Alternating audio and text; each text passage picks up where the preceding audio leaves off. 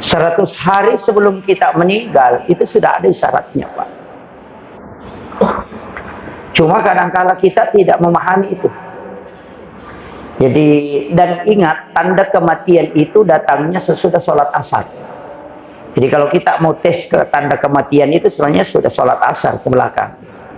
Ilmu itu biasa ulama sembunyikan. Kalau saya enggak, harus kita beritahu sebenarnya, Pak Bu. Cuma memang ilmu ini juga kalau orang tidak siap biasa takut-takut, menilai mau kapan mati ini begini kamu.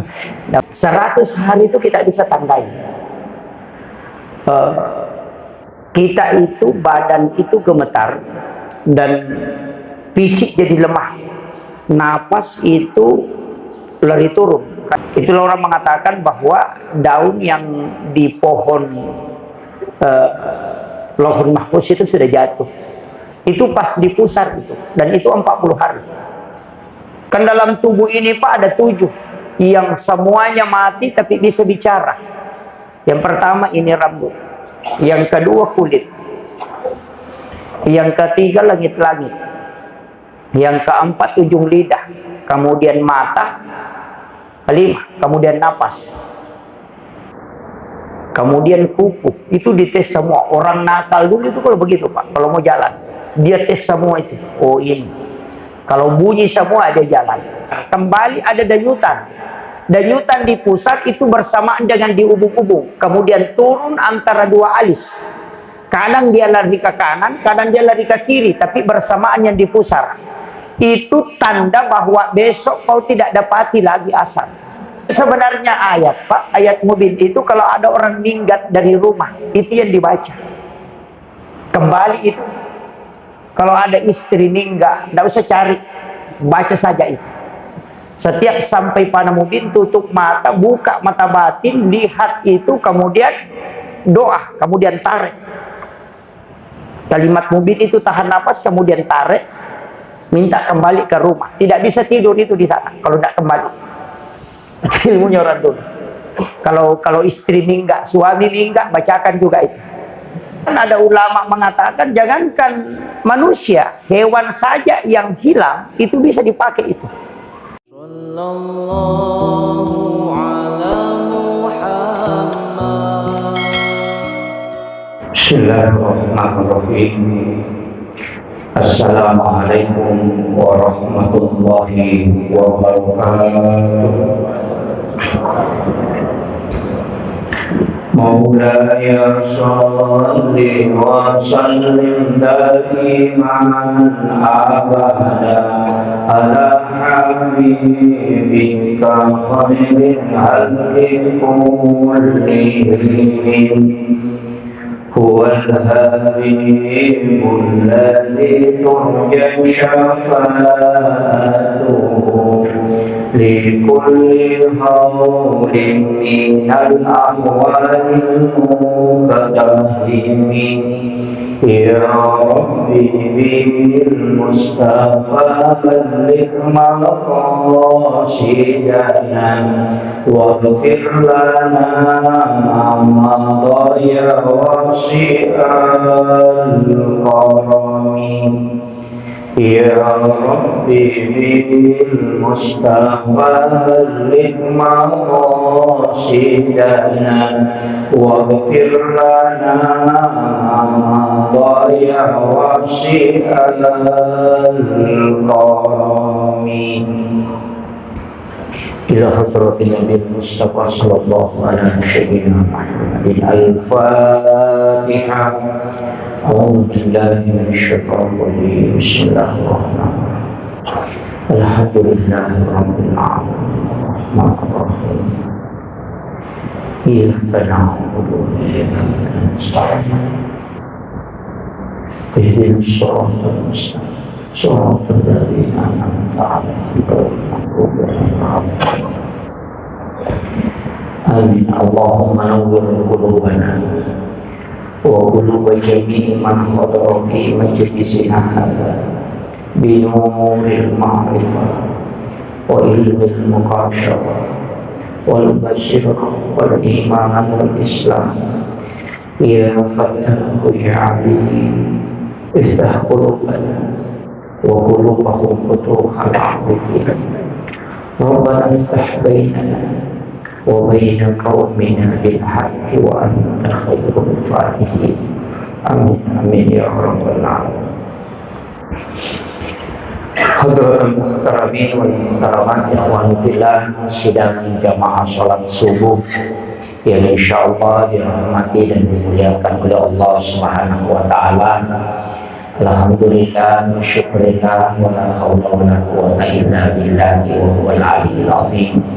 Hasbunallah wa ni'mal wakil, ni'mal maula wa ni'man nasir. Dalam perjalanan hidup kita sebagai seorang hamba, kita patut bersyukur karena hidup ini yang kita jalani, kita sudah diberi kesempatan oleh Allah dengan diberikan keimanan yang kuat untuk menunaikan ibadah-ibadah di dalam bulan suci Ramadan. Kita bersyukur di Masjid Al-Azhar Timika ini mulai sejak 1 Ramadan kita sudah diberikan beberapa kajian oleh ulama-ulama kita. Olehnya itu, ilmu itu sebenarnya penting kita sampaikan ke anak-anak kita, ke keluarga kita sebagai wasiat. Saya itu Bapak Ibu sekalian mulai belajar tasawuf sama beberapa ulama, selalu ada catatan-catatan yang saya tulis dan saya simpan itu sebagai wasiat ke anak-anak kita. Karena ilmu itu penting untuk anak-anak, wasiat-wasiat itu penting untuk anak-anak kita sebagai penerus. Karena Rasulullah SAW itu sebenarnya menyampaikan bahwa ada 3 hal itu di sisi Allah nilainya lebih utama daripada unta merah. Kenapa ada istilah unta merah, Bapak Ibu sekalian? Dulu itu unta yang paling mahal dan paling mewah itu adalah unta merah. Jadi kalau sekarang ini, kalau kita mengatakan unta merah itu pesawat pribadi, pesawat jet pribadi. Karena itulah kendaraan yang paling mewah di masa itu, dan itu sangat sedikit orang yang memiliki itu. Rasulullah mengatakan ada 3 amalan, yang 3 amalan ini lebih baik daripada engkau memiliki unta merah di sisi Allah. Yang pertama adalah yang menjadi asbab orang mendapatkan hidayah itu. Jadi makanya sebenarnya kadangkala banyak di antara kita ini yang mengajak kepada kebaikan. Karena kapan ada orang mendapatkan hidayah gara-gara kita yang menuntunnya, maka itu lebih mulia di sisi Allah daripada kita memiliki unta merah. Kemudian yang kedua adalah sholat sunat witir. Bapak Ibu sekalian, dari semua sholat sunat yang ada, sholat sunat witir ini sangat istimewa di sisi Allah. Sampai Imam Abu Hanifah menganggap sholat witir ini adalah wajib, bukan sunnah. Karena Rasulullah mengatakan siapa yang tidak berwitir maka bukan golongan kami. Sampai-sampai Rasulullah mengatakan janganlah engkau meninggalkan witir walau rakaatan, walaupun hanya 1 rakaat. Kenapa? Karena witir ini adalah salah satu ibadah yang paling disukai oleh Allah Subhanahu wa taala dari semua sholat sunat yang ada. Bahkan orang yang berwitir sebelum tidur itu tidak akan mungkin diganggu oleh syaitan. Makanya kalau ada orang sholat witir kemudian tidur, kemudian dia bermimpi, dan itu pasti mimpinya isyarat, itu bukan gangguan. Jadi kalau mau mengetahui apakah mimpi itu adalah isyarat, ada pesan-pesan khusus, maka sholat witir sebelum tidur. Dan witir ini kan bisa 1 rakaat, bisa 3, bisa 5, bisa 7 rakaat, bisa 9 rakaat. Kemudian yang ketiga adalah orang yang sholat dan tidak banyak gerakan. Orang yang sholat itu tidak banyak bergerak. Jadi tenang betul kalau dia sholat, itu lebih bagus daripada memiliki 1 ekor unta merah di hadapan Allah Subhanahu wa taala. Dulu kan sahabat begini Pak, itu kalau dia sholat, kepalanya itu tenggelam di pasir, di kerikil. Karena dulu kan masjid lantainya tanah di masa Nabi. Atapnya itu kan hanya daun pelapa kurma. Jadi tanah langsung ditempati sujud. Nah, itulah sehingga kenapa sholat Jumat tidak wajib kalau hujan deras. Karena hidungnya tenggelam kalau sujud. Dan begitu. Kemudian pakaiannya pasti basah semua. Makanya tidak diwajibkan. Sekarang kan tidak boleh dipakai hadis itu. Ada mentang-mentang karena baca hadis, dia bilang kalau hujan keras tidak wajib pada sholat Jumat. Padahal dia punya kendaraan seperti mobil. Oh, itu parah itu, Pak. Kemudian dulu itu sahabat kalau sudah sholat dia luruskan, dia ratakan tanah. Jadi kadang kalau sudah sujud angkat kepalanya, kasih rata dulu tanah begini, baru naik ke atas. Jadi sujud lagi bagus lagi, dia kasih rata lagi begini. Nah, itulah sehingga Rasulullah menyampaikan bahwa sholat yang tidak terlalu banyak bergerak itu tenang dalam sholatnya itu lebih baik di sisi Allah daripada satu ekor unta merah. Nah, makanya kalau sholat itu kita harus tenang. Kadang-kala memang setan ini Pak nanti dia mengganggu ketika sholat, baru gatal, baru ini. Ada memang orang begitu yang nanti menggaruk kalau sholat, tapi kalau sholat tidak pernah menggaruk. Main domino itu tidak pernah gatal, tapi kalau sholat, wah ini ini yang, tapi tidak ada jadi timika insya Allah. Sholatnya orang timika ini tenang semua Pak. Nah, kemudian ini yang 3 hal jangan tinggalkan, karena itu sangat tinggi nilainya di sisi Allah Subhanahu Wa Taala. Karena saya ingin sampaikan begini, bahwa kemarin ada yang beberapa jamaah yang minta supaya saya membahas hal-hal yang sedikit di seputar masalah kematian. Saya kasih tahu begini, bahwa orang yang ingin dipanggil oleh Allah itu pasti Allah berikan isyarat. 100 hari sebelum kita meninggal itu sudah ada isyaratnya Pak. Cuma kadang-kala kita tidak memahami itu. Jadi, dan ingat, tanda kematian itu datangnya sesudah sholat asar. Jadi kalau kita mau tes ke tanda kematian itu sebenarnya sudah sholat asar ke belakang. Jadi kalau kita mau tahu, kalau dia datang sebelum asar itu bukan tanda kematian. Jadi kalau tanda-tanda kematian itu pas selesai sholat asar, itu waktunya. Karena kan di situ malaikat turun. Ketika kita merasakan ini yang pertama, tapi itu 100 hari. Saya punya guru Pak, 100 hari sebelum meninggal itu dia sudah tahu. Dia sempat wasiatkan kalau kau mau mengurusi jenazahku nak, datang hari Kamis. Karena saya akan meninggal hari Jumat itu. Dia sudah hitung memang. Sudah mengatakan saya tidak sempat lagi sholat Idul Adha pada waktu itu. Jadi saya kaget kok bisa dia tahu. Makanya saya datang pada waktu itu hari Rabu, karena dia bilang hari Kamis, saya datang hari Rabu hanya untuk mengambil ilmunya. Beberapa ilmu itu yang saya tanyakan tentang masalah itu, dan saya perhatikan memang betul. Jadi ilmu itu biasa ulama sembunyikan. Kalau saya enggak, harus kita beritahu sebenarnya Pak Bu. Cuma memang ilmu ini juga kalau orang tidak siap biasa takut-takut, nilai mau kapan mati ini begini kan. Nggak usah takut, semua orang akan pasti mati. Kalau hidup itu resikonya pasti mati. Cuma 2 kemungkinan, kalau bukan bapak yang duluan, saya yang belakangan, atau saya belakangan bapak yang duluan. Jadi itu. Jadi kadang-kadang itu saya bilang, wah ustaz itu tidak boleh cepat mati. Kenapa? Karena nanti tidak ada yang takziah. Begitu. Kemudian 100 hari itu kita bisa tandai. Kita itu, badan itu gemetar dan fisik jadi lemah. Napas itu lari turun. Kayak istilahnya begini, terasa kayak semua kekuatan kita itu hilang. Nanti mengingat kematian baru kembali pulih. Dan itu hanya sebentar. Dan itu datangnya sudah asar. Jadi, dan itu tubuh meriang, kayak merinding itu mulai dari ujung kepala sampai ke ujung kaki. Kayak tulang itu tidak berfungsi. Dan itu lemah sekali. Napas itu turun. Kemudian nanti kita mengingat kematian baru kembali normal. Itu tanda 100 hari. Orang yang perhatikan itu pasti tahu. Kemudian tanda yang 40 hari itu di pusar.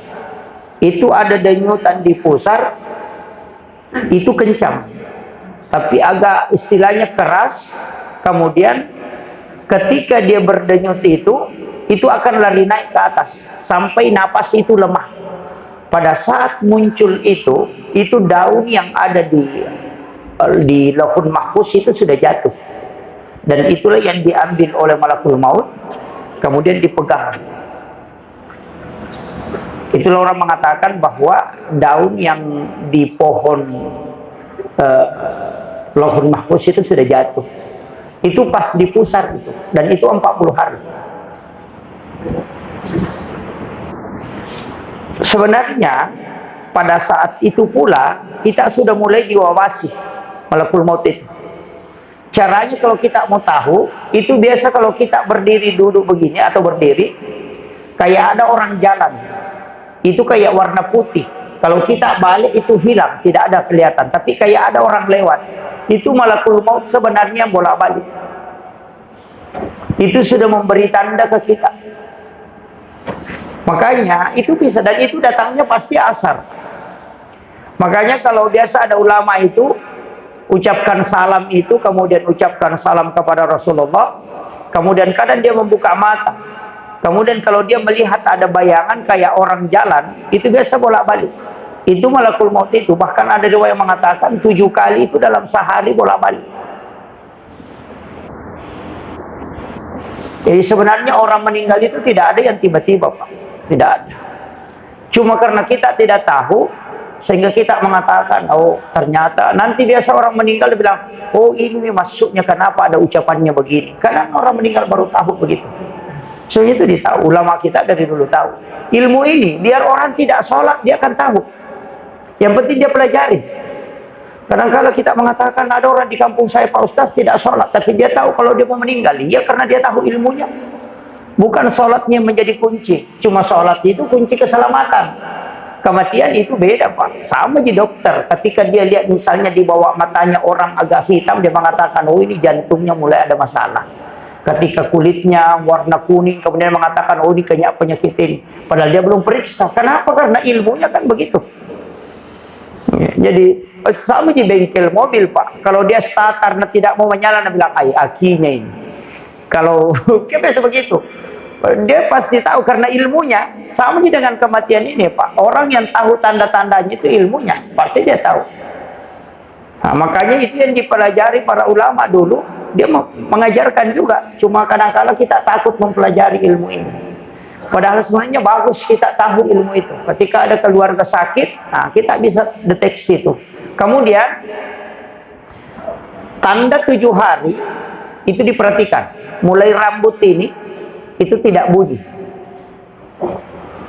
Kalau digosok begini itu tidak bunyi. Rambut itu, Pak, kalau digosok dan tidak bunyi, itu ruhnya itu sudah tercabut. Dan itu diperiksa sudah asal. Itu kulit kepala kayak tebal. Kemudian kalau memegang rambut, kemudian dikucek. Kalau tidak bunyi itu tanda kematian. Kan dalam tubuh ini, Pak, ada 7. Yang semuanya mati tapi bisa bicara. Yang pertama ini rambut. Yang kedua kulit. Yang ketiga langit-langit. Yang keempat ujung lidah. Kemudian mata. 5. Kemudian napas. Kemudian kuku. Itu dites semua. Orang nakal dulu itu kalau begitu, Pak. Kalau mau jalan, dia tes semua itu. Oh ini. Kalau bunyi semua dia jalan. Tapi saya tidak ajarkan caranya. Nanti orang pakai itu bahaya. Nah, itu ilmunya aja kita tahu. Kemudian kalau kita mau lihat, perhatikan, rambut hilang tidak bunyi. Kemudian daun telinga itu lari masuk, dia tidak keluar lagi. Itu lari masuk, terlipat. Kemudian dia hitam bagian atas. Kemudian hidung itu agak lari masuk. Ini juga yang tulang pipi, ini akan lari masuk. Kemudian tulang hidung itu akan istilahnya bengkok, tidak ketemu ujungnya. Jadi kalau dilihat itu bengkok, tidak ketemu tengahnya. Jadi satu lari kiri, satu lari kanan. Itu tanda itu, Pak. Makanya kalau pergi lihat orang sakit, periksa dulu itu. Kalau kita melihat hidungnya bengkok, telinganya lari masuk, itu sudah berubah warnanya, kemudian kakinya itu tidak lagi berdiri, telapak kaki itu sudah mulai lurus, lari turun ke bawah, jatuh. Itu ikut dengan telinga. Telinga itu akan, daun telinga itu agak lagi masuk. Kemudian pupil mata yang hitam, yang bening itu akan berubah menjadi putih, pucat.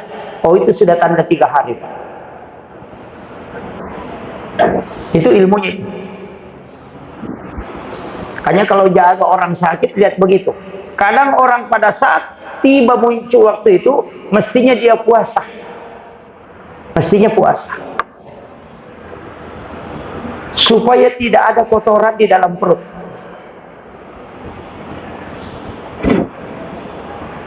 Ini yang kalau kita anukan itu, ulama kita sudah menganjurkan puasa pada saat itu.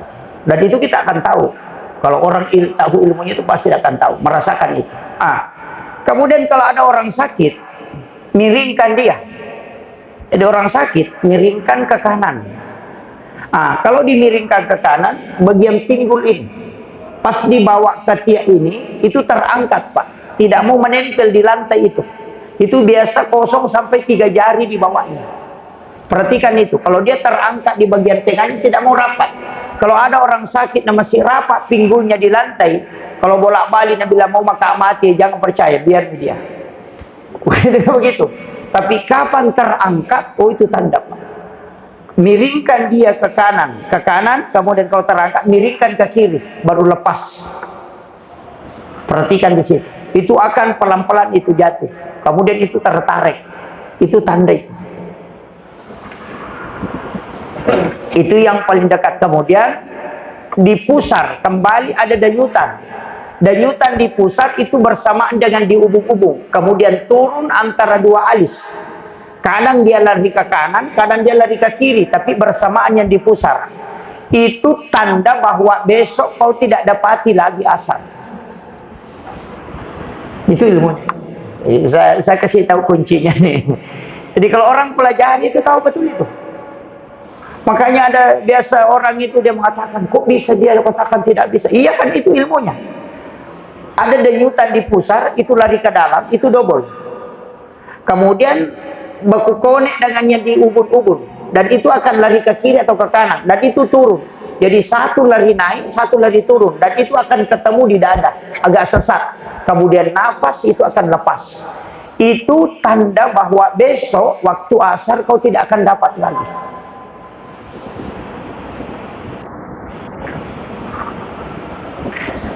Kemudian ketika orang sakarat,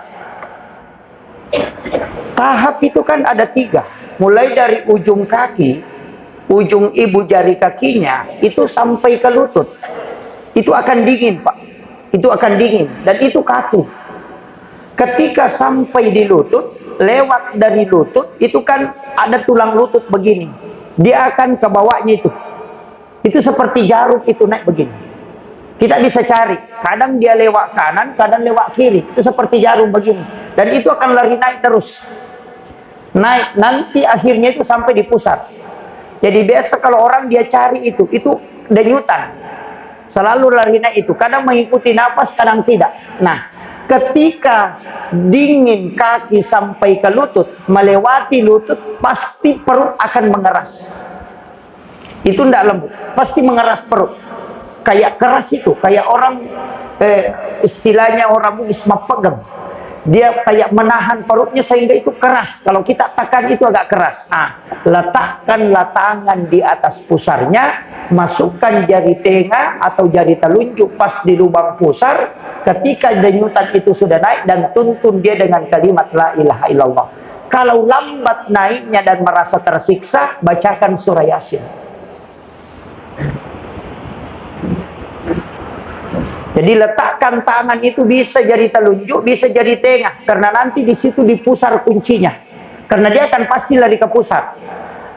Nanti kalau di denyutan ada di pusar, kemudian dia lari naik, dia dorong tangan sedikit naik, baru lari turun 2 kali, itu kemudian perutnya lari turun, kempes, itu tanda orang mati. Tapi kapan sampai di pusar tidak bergerak, perutnya juga tidak bergerak, itu tanda orang mati suri. Di situ tipis sekali bedanya. Jangan digerakkan dulu, orang itu belum mati. Jadi kalau mau tahu, kadang orang deteksi itu cuma denyut, padahal di situ yang kunci. Nah, jadi kemudian itu kan 3 tahap, dari ujung kaki ke lutut, dari lutut sampai ke pusar, dari pusar sampai ke kerongkongan. Makanya ulama mengatakan itu 3 tahap pencabutan. Nah, itu 3 tahap proses pencabutan. Makanya biasa kalau ada orang pergi lihat orang sakit, dibilang oh masih ada 2. Kadang kalau orang tidak tahu, 3 kepik nyawanya orang, kenapa atas 1 nyawa? Itu karena tidak tahu, karena dia periksa itu. Pegang kakinya, sudah lihat kakinya setelah pak kaki sudah jatuh lurus begini, tidak bisa berdiri lagi. Dia jatuh, kemudian dingin dari pusar itu, makanya di situ kita bacakan Yasin. Surah Yasin itu ketika dibacakan sama orang sakit, orang sakarat, jangan disalamun qaulan mir rabbir rahim itu diulang, tapi singgah pada setiap kalimat mubin. Jadi sampai kalimat mubin itu 7 kali dalam surah Yasin.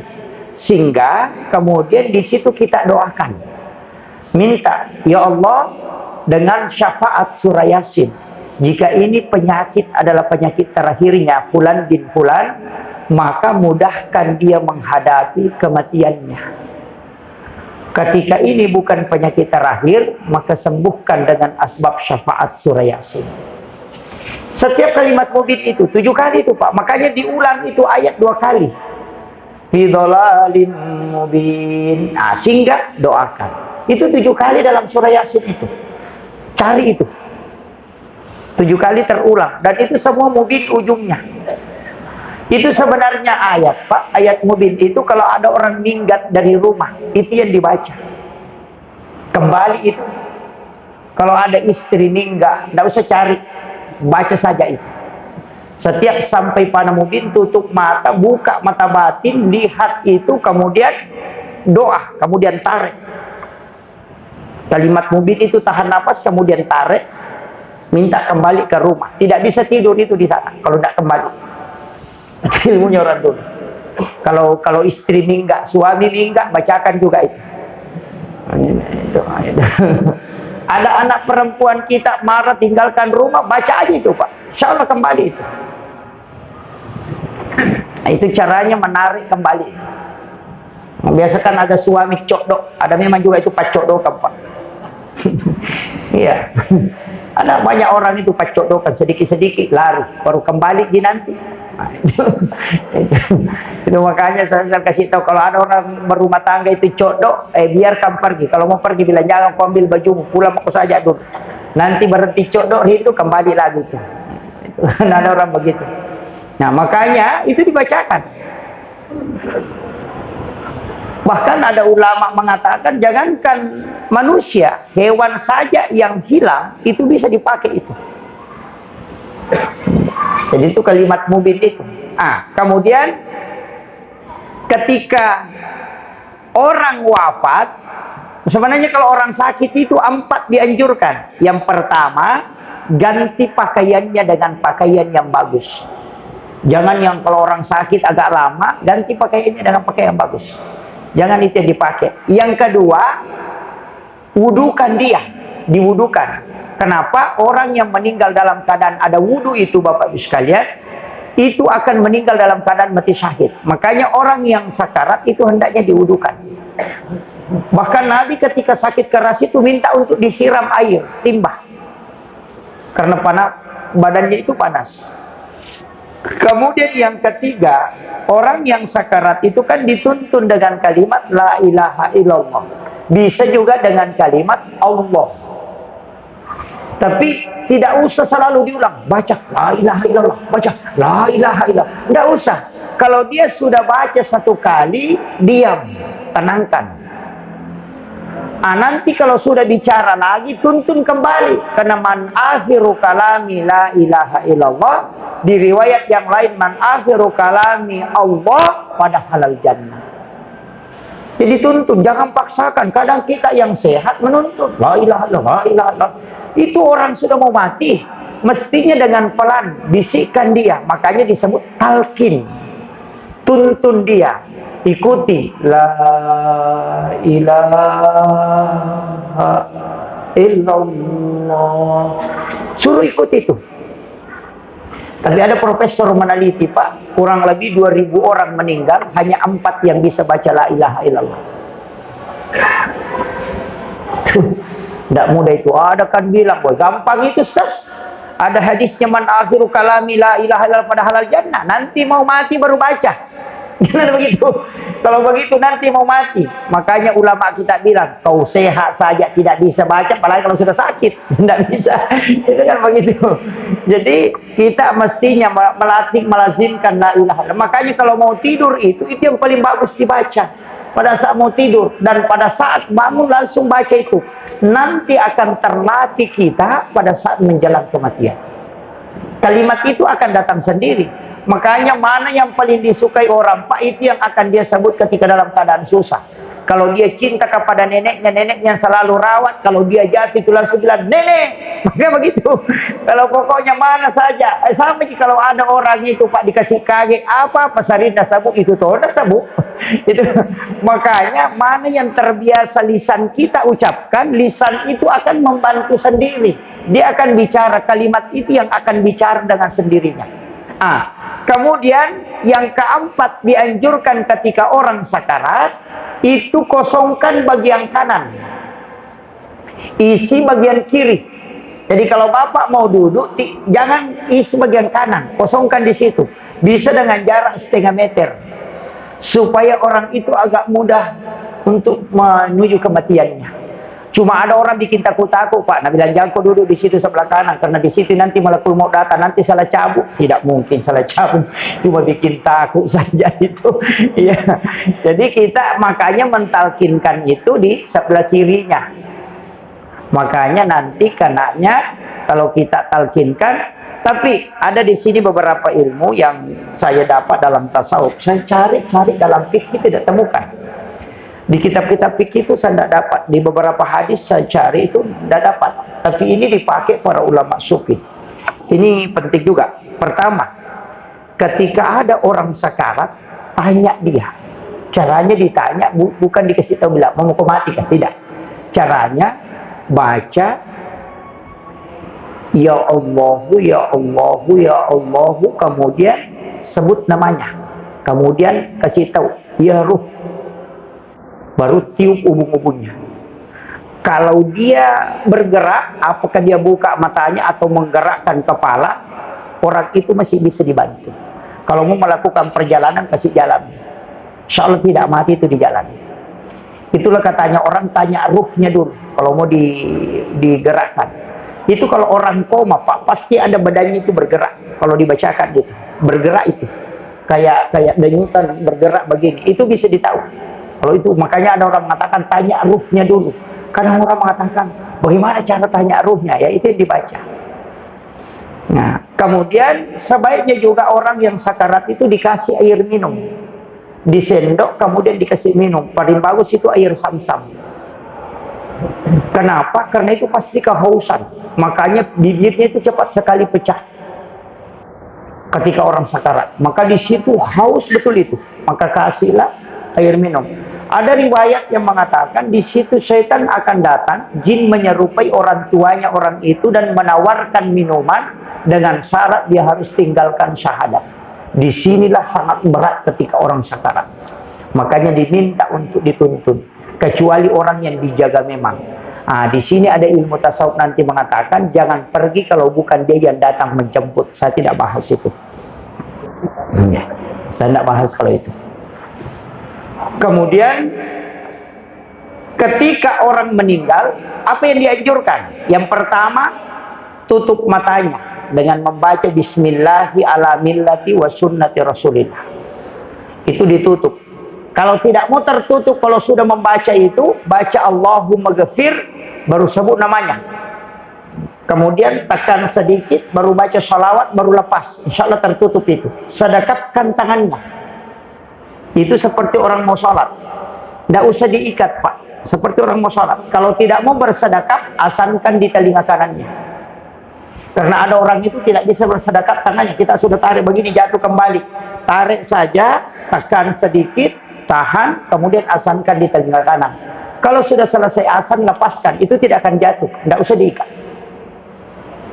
Itu tanda siksaan Allah di dunia bagi orang yang tidak meninggalkan pekerjaan dunia ketika azan dikumandangkan. Itu tidak bisa bersedekap tangannya kalau mati. Itu bahayanya, Pak. Makanya ada ulama itu mengharamkan pekerjaan ketika azan dikumandangkan. Nah sekarang Pak, banyak penjual azan orang. Makanya di Mekah itu langsung lompat itu kalau azan. Ya kita, sudah. Yang parah Pak, yang orang di luar itu masih mending Pak. Yang parah, tukang masjid. Orang sudah azan, dia masih kerja di atas. Ini sudah di masjid. Biasa itu saya geleng-geleng kepala. Tapi masih ada yang lebih parah Pak. Pembawa jenazah. Nanti jenazah masuk ke masjid, baru keluar cerita. Nanti selesai sholat, baru masuk lagi ambil. Saya bilang ini orang kayak bukan orang Islam. Iya, dia sudah antar orang meninggal, sudah lengkap pakaiannya, sudah masuk ke masjid, sudah lihat orang mati, orang sholat dia keluar cerita, selesai orang sholat baru masuk kembali. Saya bilang ini tidak betul-betul tidak ada fahidain. Itu dosa besar sekali itu Pak. Iya. Kalau yang di luar itu tukang-tukang itu kan masih ada alasannya, kotor badanku apa, masih banyak. Yang parah ini pengantar jenazah. Orang sholat di dalam, merokok di luar, padahal Islam. Jadi, tapi tidak ada di sini deh. Nah, ada juga. Wah, fatal itu. Iya. Nah, itu bahayanya itu. Itu neneknya dosa itu. Neneknya dosa itu, tapi masih ada lebih besar daripada itu Pak. Petugas SARA berkelahi di masjid. Itu. Nah, ada juga yang bisa begitu Pak, bertengkar Korea Selatan, Korea Utara. Padahal petugas masjid ini, banyak. Saya sudah dapat beberapa. Kita bersyukur di Timika ini Pak, luar biasa kekompakan pengurus masjid. Itu jarang kita temui seperti ini. Persaudaraannya, persatuannya itu luar biasa, kerjasamanya luar biasa. Saya bersyukur bisa menginjakkan kaki di sini, di Timika. Melihat, saya itu kalau keluar begini Pak, itu mengambil perbandingan. Seperti ini pengelolaan. Nanti saya juga akan ceramahkan di beberapa tempat untuk mengajak panitia masjid. Jadi itu menjadi ilmu yang saya dapat di sini, itu saya belajar. Memperhatikan semua, keadaan jemaah itu kadang saya perhatikan. Pola-pola kehidupan masyarakat itu saya pelajari betul itu. Jadi kita bisa tahu begini arahnya ke sini. Saya di Papua ini beberapa tempat saya sudah datangi Pak, termasuk Yahukimo, Wamena, sudah hampir 7 tahun ke situ. Bolak-balik, kemudian Timika ini, kemudian Sorong.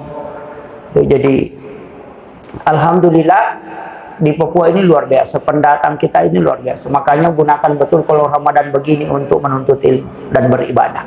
Karena kita merantau itu sebenarnya kan dunia. Kalau kita di perantauan ini kemudian tidak belajar agama itu fatal Pak. Makanya kita memanfaatkan masa dalam, kalau tidak bisa di Ramadan saja. Kita bersyukur sudah bisa. Panitia memfasilitasi betul. Apalagi sholat malam, kemudian sahur bersama lagi. Ini kayak memang anak sekolah betul. Bila ada pesantren saja tidak dikasih begitu, ini betul-betul panitia setting betul bagaimana caranya supaya masjid ini memang sebagai wahana sosial. Makanya kemarin saya kasih tahu, nanti masjid kita kalau sudah jadi pembangunannya di belakang, lanjutkan dengan mengadakan setiap kegiatan-kegiatan yang bisa menunjang masyarakat kita. Termasuk sebenarnya klinik Islami harus kita bikin. Rumah sakit kecil di samping masjid ini penting ada sebenarnya Pak. Supaya kalau ada keluarga kita misalnya mau melahirkan, itu ditangani langsung oleh dokter muslim. Perempuan, kemudian ada jamaah sakit, pakai kartu jamaah lah. Kartu anggota. Ini jamaah tetap ini, kurangi diskon sedikit ini. Kalau sakit, itu bagus sebenarnya Pak. Dan orang-orang kaya di sini tidak usahlah berzakat, pasti pulang ke kampung. Kalau saya Pak, ada larangan dalam fikih itu tidak boleh mengirim zakat kita ke kampung. Tidak usah. Itulah yang kita pakai membangun klinik kesehatan. Itu membantu betul masyarakat di sini. Tidak usah kirim ke kampung Pak. Nanti kalau ditanya bukan orang miskin di kampung, kita ditanya itu pasti orang miskin di sini Pak. Karena kita bertanggung jawab di lokasi sini. Itu nanti orang kaya di kampung yang bertanggung jawab di sana. Nanti kalau ada keluarga di situ miskin dan ditanya dari kamu, dan kenapa kau tidak bantu? Itu orang kaya di situ mempopek kepala aja di situ. Saya sudah bantu orang miskin di dekat saya. Makanya itu kan tetangga itu kan 40 rumah. Kalau di kampung kan bukan tetangga. Begitu. Makanya orang-orang kaya yang sampai ratusan juta zakatnya, diri kami klinik di sini itu membantu betul Pak. Ada orang panggil dokter anak-anak yatim, kemudian sekolahkan di kedokteran, nanti kembali di sini jadi dokternya. Itu penting, cari anak yatim, pekerjakan, buka supermarket untuk Islam, itu bisa berkembang betul Pak. Ini penting, karena kalau kita tidak tata Islam seperti itu, susah. Karena di kampung saya itu Pak, di masjid itu kadang ada satu masjid itu 400 juta saldonya. Penitianya bangga, saya bilang dari PP kepalamu nanti itu kalau kau simpan saja tidak kau gunakan. Oh, masjid kita itu ternyata luar biasa Pak. Ada yang siap mentalangi dananya. Dulu itu tidak sembarang merasa seperti itu. Tidak sembarang. Betul-betul masjid ini dihidupkan. Itu makanya kita berdoa. Mudah-mudahan bisa selesai cepat supaya kita bisa tempati. Karena teknik masjid juga itu Pak butuh kekuatan ekstra untuk mengelolanya. Karena kenapa? Banyak juga itu yang biasa protes-protes. Iya, banyak ngomongnya padahal sumbangannya cuma 5.000, itu pun hari Jumat baru datang. Iya, itu yang biasa protes-protes itu. Protes kipas sumber ini padahal tidak ada sumbangannya. Paling besar suaranya, baru bilang hati barakallahu baru masuk. Sudah salah orang langsung lompat keluar cerita terus padahal cuma 1 kali datang 1 minggu. Itu pun di belakang. itu tapi begitu, penting juga bayangkan begitu Pak. Itu sebanyak sumbangan juga, sumbangan kritikan. Itu bagus juga. Itu dikritik juga itu penting. Nah, itu makanya sama kita penceramah. Ada kadang memprotes itu, saya bilang oh ya, insyaallah. Maka begitu. Kemudian ketika sudah kita sedekapkan tangannya, kalau bibirnya, mulutnya terbuka, jangan diikat juga. Biasa juga orang diikat itu, jangan. Jari-jari tangannya yang ditarik dengan pelan. Ditarik jari tangan begini. Kemudian kaki, jari kaki ditarik. Kemudian lengannya ditarik sedikit, pelan turun ke bawah. Itu akan tertutup sendiri. Jadi biasakan ada yang mengikat itu, jangan diikat Pak, tarik saja lengannya. Kemudian kalau orang meninggal itu Pak, jangan langsung ditinggalkan. Sekitar 7 menit atau 10 menit setelah meninggalnya, kita datang kembali ke jenazah. Gerakkan semua pergelangannya. Pergelangan tangan, siku kita gerakkan, tangan kita gerakkan, kaki kita gerakkan, digerakkan itu. Digerakkan, dikasih goyang begini, bisa 3 kali dengan pelan, dengan lembut. Kemudian diangkat sedikit punggungnya, naik di tengah punggungnya kita angkat sedikit begini, kemudian lepaskan supaya semua tulangnya itu tidak kaku. Jadi nanti dimandikan kayak orang hidup, itu bergerak tangannya begini kalau dimandikan. Kadang kita memandikan jenazah begini, karena kalau sudah mati langsung ditutup kain baru pergi cerita. Oh enggak, jenazah ketika sudah meninggal sekitar 7 menit kita harus menggerakkan semua pergelangannya itu, supaya nanti kalau diangkat itu seperti orang tidur. Itu lembut sekali, dimandikan itu bisa bergerak tangannya. Yang kebanyakan di kampung itu pada tahu, ketika orang meninggal sudah dia tutup kain, selesai. Padahal tidak, mesti datang kembali mengurus itu dengan menggerakkan semua pergelangannya itu, supaya tangannya itu lembut. Ini yang banyak orang tidak tahu. Nah, kemudian memandikan jenazah. Kalau memandikan jenazah, afdalnya itu yang memandikan adalah muhrim. Kalau laki-laki yang meninggal, sebaiknya laki-laki yang memandikan. Orang terdekatnya, karena orang yang meninggal itu Pak, apa yang ketika hidup dia malu, sama ketika dia meninggal. Dan paling bagus kalau bisa, kalau suami yang meninggal, istri yang memandikan itu boleh. Dan dia boleh memandikan di bagian tengah untuk membersihkan kotorannya. Kenapa? Karena itu memang yang paling utama. Kalau istrinya, tapi sebaliknya, kalau istri yang meninggal, tidak boleh suaminya memandikan di bagian tengah. Kenapa tidak boleh? Saya juga tidak tahu. Urusan itu. Nah, itu tidak boleh. Boleh dia di bagian kepala, boleh dia di bagian kaki, boleh dia. Rasulullah itu kan punya wasiat kepada istrinya. Kalau saya yang duluan meninggal, maka engkau memandikan saya. Tapi ketika engkau yang lebih duluan meninggal, maka saya akan memandikan engkau. Cuma untuk di bagian tengah tidak bisa kalau perempuan yang meninggal. Kalau laki-laki yang meninggal, perempuannya justru lebih afdalnya. Dia yang membersihkan bagian tengah. Bagaimana cara membersihkan? Angkat punggung jenazah sekitar 40-50 derajat. Kemudian bersihkan, tekan perutnya. Jangan ditekan betul. Itu dengan pelan. Itu diputar. Jangan kasih begini. Itu diputar sedikit kanan. Turun ke bawah, kemudian pegang di antara pusarnya itu, kemudian tekan sedikit, baru tekan di bawah agak pelan. Tekan itu agak pelan. Kemudian bersihkan kotorannya. Masukkan tangan di tengah jari tengah ini sampai batas pertama ini. Bersihkan di dalam duburnya. Karena dubur itu al-ainan bikamusyai. Tertutup di atas, kosong di tengah, tertutup di bawah. Bersihkan di bagian tengah ini. Karena di situ ada kotoran yang tinggal. Kalau itu sudah bersih, sudah tidak ada kotoran di dalam, ambil kapas kemudian tutup. Itu tidak akan lagi keluar kotoran.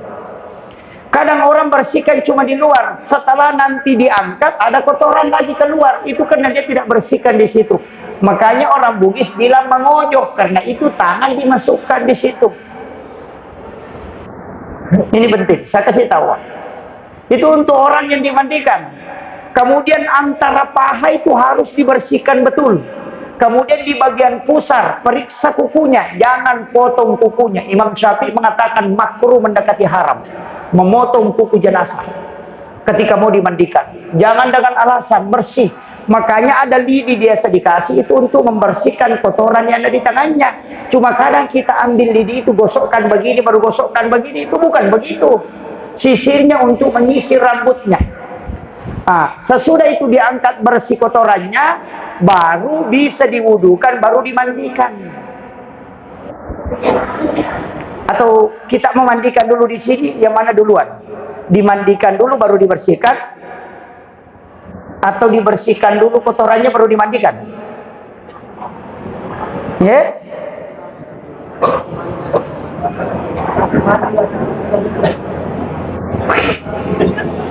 Yang mana duluan? Mandi dulu. Sudah mandi baru ditekan kotorannya, baru dibersihkan, baru diwudukan. Oh ya, itu terbalik juga Pak itu. Tidak ada orang itu nanti sudah mandi baru pergi berak. Makanya kotorannya dulu dibersihkan baru dimandikan. Walaupun itu tetap sah. Yang utama itu kasih kotorannya dulu dibersihkan. Makanya di mana-mana itu berak dulu baru pergi mandi. Jangan mandi dulu baru pergi berak. Oh, itu fatal itu. Itu istilah manusia totalnya aja itu istilahnya, kebiasaannya aja begitu. Kemudian setelah itu diwudukan, wudukan kembali. Nanti ada ulama mengatakan kalau sudah diwudukan di awal itu biar tidak diwudukan lagi, karena orang yang dimandikan itu ketika disentuh oleh bukan muhrim, oleh perempuan, itu tidak batal wudu. Jenazah itu tidak batal wudunya, yang batal wudu itu yang menyentuhnya. Bedakan ya. Jadi kalau ada jenazah sudah dimandikan kemudian disentuh oleh perempuan, jangan katakan oh batal lagi wudunya jenazah. Oh enggak, yang batal wudu itu yang menyentuhnya, bukan yang disentuh. Setelah selesai dimandikan, suruh begitu, wudukan kalau kita mau sempurna. Kalau tidak, tidak apa-apa. Kemudian ada namanya mandi penutup. Kita pakai di sini atau tidak? Itu yang air terakhir itu. Pakai ya. Saya mau tanya dulu, di sini orang memandikan jenazah pakai sabun apa?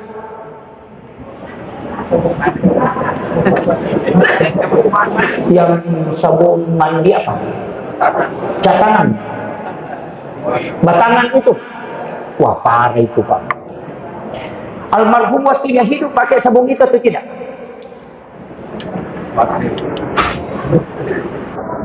Itu kan sabun balok ya. Orang Bugis istilah sabun catangan. Oh, fatal itu. Jangan pakai itulah. Kalau ada sisanya, Bapak pakai atau tidak?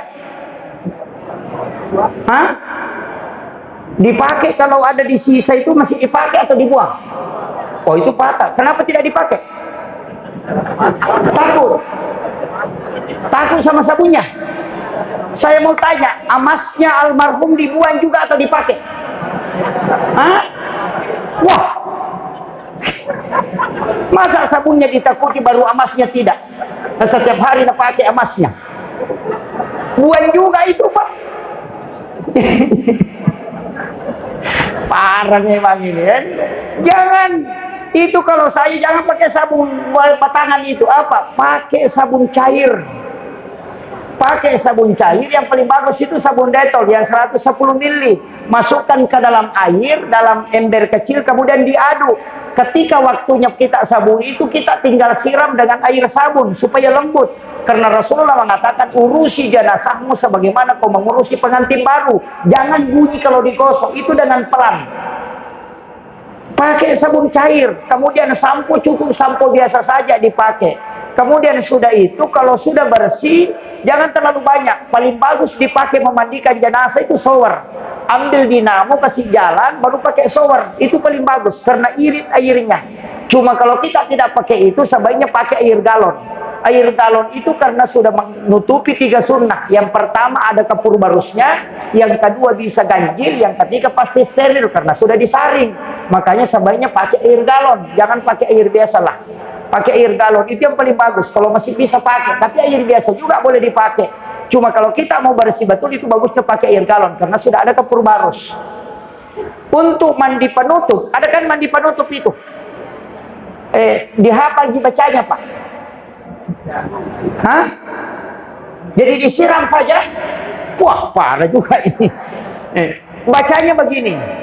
Ambil air, timba, digayung, kemudian siram dari kaki, jangan dari kepala. Siram dari kaki, tapi dibalik, tangan dikasih begini. Kasih begini caranya, jangan ditumpahkan begini, kasih balik begini, baru apa dibaca? Ghufranaka ya Allahu wa ilaikal masir. Baru miringkan ke kiri, baru ambil lagi air, Ghufranaka ya Rahman wa ilaikal masir. Baru miringkan ke kanan, ambil lagi air, baru baca Ghufranaka ya Rahim wa ilaikal masir. Baru sedikit condongkan ke depan supaya punggungnya bisa disiram. Ambilkan lagi air, baru baca Ghufranaka ya Rabbana wa ilaikal masir. Ia nariyasa diusul apa-apa. Sudah hafal? Hah? Belum. Ghufranaka ya Allahu wa ilaikal masir. Ghufranaka ya Rahman wa ilaikal masir. Ghufranaka ya Rahim wa ilaikal masir. Ghufranaka ya Rabbana wa ilaikal masir. Satu isinya jadi ganti, Ghufranaka wa ilaikal masir. Itu sama-sama semua, tinggal tengahnya ya Allahu ya Rahman ya Rahim ya Rabbana. Itu aja diganti tengahnya itu. Sudah hafal toh? Kalau tidak hafal bahaya itu, Pak. Nah, ini caranya. Kemudian menggali kuburan, itu kuburan, Pak. Kalau digali di sini enggak, dia segi berair. Sering. Ada juga berair. Kalau berair, Pak, memang tidak bisa kering, tidak bisa di airnya selalu bertambah. Kasih lewat kuburannya turun ke bawah, galiannya ditambah ke bawah. Kemudian kita simpang lahat di samping sebelah barat. Lahatnya di atas. Kita simpang kita memakai. Kasih lewat kuburan ke bawah galiannya, karena air itu kan di bawah, nanti jenazahnya di atas di sini. Jadi tinggal di kuipasuru, didorong masuk, kemudian ditutup punggungnya belakang. Jadi kalau diinjak juga, kalau diisi tanah, jenazah tidak diinjak, karena dia tidak diinjak karena dia di samping. Itu yang paling bagus. Makanya di Yaman begitu, udah tanah yang berpasir. Untuk tanah yang berpasir yang mudah bergerak dikasih begitu. Tapi kalau tidak terlalu ini kan bisa dikeringkan. Kemudian kasih pasir, lapisi pasir di bawahnya. Pasir supaya bisa meresap air. Kemudian bikinkan bantal untuk di bagian kepalanya kasih lebar sedikit, dengan bagian kakinya itu sunnah. Pas kepala jenazah dikasih lebar sedikit, disimpan istilahnya. Kemudian jenazah itu boleh turun dari selatan ke utara, boleh dari utara ke selatan. Kalau jenazahnya orangnya agak berat, besar, dari utara ke selatan. Tapi kalau jenazahnya orang biasa agak ringan, diangkat dari selatan ke utara. Kenapa? Kalau dia dari utara ke selatan itu tidak berat, karena kakinya yang lebih dulu turun. Pas badannya yang berat itu tinggal kasih turun begini. Tapi kalau dari selatan ke utara kan kepalanya dulu yang masuk. Makanya langsung berat. Jadi supaya tidak tersiksa orang di bawah, bisa kakinya dulu turun kalau orang jenazahnya besar. Supaya tidak tersiksa orang di bawah. Itu sunnah dua-dua. Karena Nabi pernah masukkan orang ke lahat dari situ. ke arah dua itu, makanya disunahkan. Nanti saya buka dari mana dasarnya, kenapa ada dua versi begini, ada dari selatan ke utara, kalau kita di sini ada dari utara ke selatan. Oh ternyata itu keadaan jenazahnya aja. Jadi bisa kakinya lebih dulu masuk, nanti jalan ke selatan, bisa juga kepalanya dari selatan jalan ke utara. Untuk yang mafasuru itu kan di bagian kepala, buka, kan yang dibaca itu Bismillahi ala millati wa sunnati Rasulillah, itu juga buka pengikatnya, kemudian tarik, bisa ditarik sampai ke leher, buka di bagian kaki, sentuhkan kakinya di tanah, ambilkan tanah, baca. Ini yang 3 tanah kan, jangan melihat ke atas, itu tidak usah Pak, tutup saja mata, ambil itu, baru baca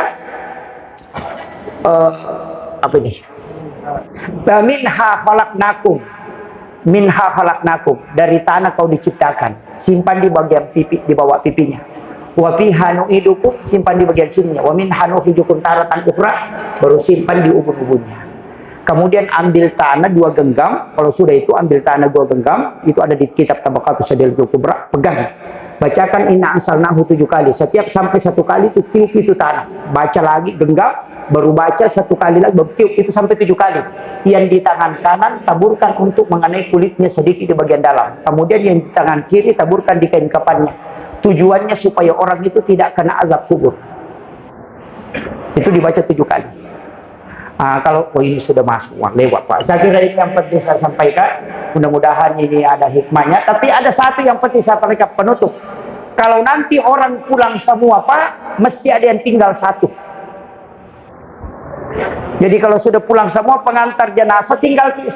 Sekitar 40 langkah ditinggalkan jenazah tempat pemakaman, baru kita ambil tanah 1 genggam, baca inna ansalnahu, baru simpan, kita ambil di bagian kepalanya dulu, lurus dengan kepalanya, baca inna ansalnahu, baru kembalikan.